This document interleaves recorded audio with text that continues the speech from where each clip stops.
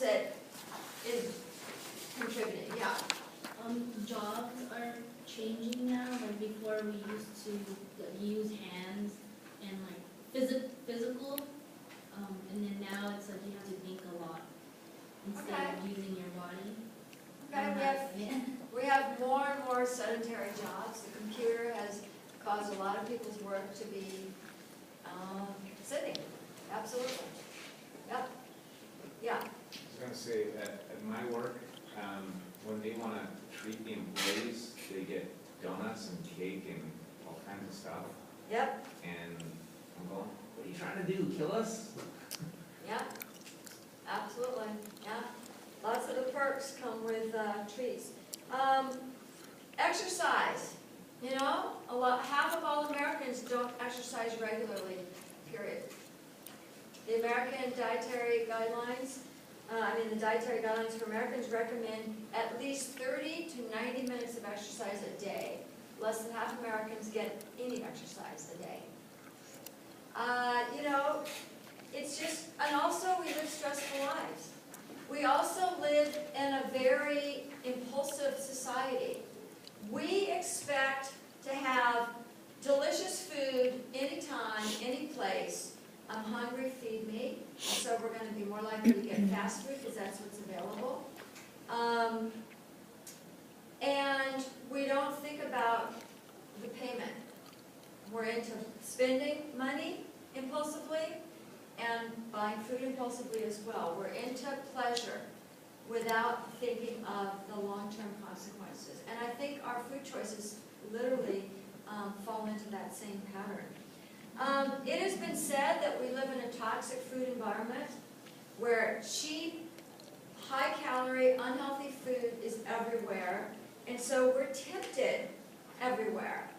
And I certainly have seen that. When I grew up in Santa Monica Mall was a place for us to hang out when we were teenagers. There was almost nothing to eat on the mall. There was a lunch counter at Woolworths, which was sort of like a small Kmart. There was an Orange Julius. They made these orange shakes that were kind of unique, and hamburgers. And there was a hot dog stand like 2 blocks away. That was it. Can you imagine a shopping mall in America today that doesn't have a food court? A food court. People go shopping and stop and eat. They have 25 different ethnic fast food places that serve you a lot of food for little money, and it's not healthy food. And everybody can get that whatever they want. When I was young, I got my first car. You go to the gas station to buy gas, you weren't tempted to buy food. There was no food. There were cigarettes and gum at a gas station. That was it. That was it. When I was young, airports. There was almost nothing to buy at an airport. I was at San Jose Airport not too long ago, and two stewards for Southwest were sitting eating a lunch. They bought at the airport, a styrofoam box, a huge sandwich, a huge pile of French fries, and a huge Coke. And I looked at what they were eating, and I thought, I wonder if they realized that if they finish that, that's about 2,000 calories. I wonder if they realize they're eating 2,000 calories. I don't think most people do. And today, when fast food chains are required to put how many calories are in their menu items, that's great. I don't think it's going to do much to change our diet. Putting food labels on foods didn't change our diet. The food industry balked at having cookies have a nutrition label. They said, oh, people aren't going to buy the cookies when they see how many calories are in them. Well, that didn't stop anybody. But you know what would make a difference instead of calories on the menu? Calories plus how many minutes would you have to jog to burn that off? You got to put those calories into perspective. If you see that a dish is 1,500 calories, and it could take you like 4 hours of jogging to burn that off, you might think twice about eating it. So calories is one thing, but for a lot of people, they don't really know 500 calories versus 1,500 calories. It's just a number. But put it into perspective. How many minutes do you have to exercise to burn it off? And I think people would start to change their food choices. So it's been said that we live in a toxic food environment. Food is everywhere, cheap food, big portions, obscene portions. And we live in a sedentary society. So energy in has gotten big and energy out has gotten small.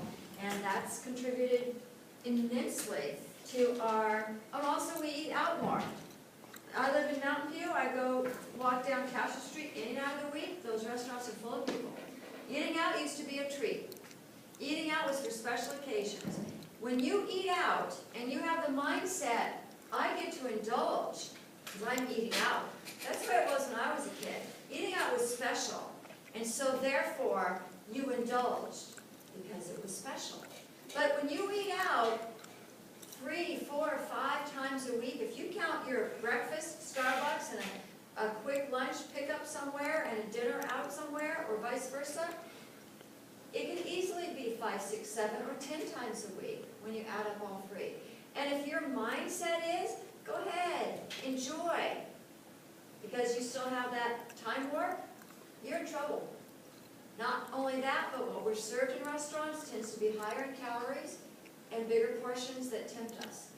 So very often you eat differently when you're at home or you're in control of what's put in front of you compared to a restaurant, where you have chips and bread and drinks and desserts and whatever everyone else is eating. It all comes into the dining experience. So today, people eat out because we don't cook, because nobody's cooking, nobody's shopping. So we end up going out because it's there. All of this comes together.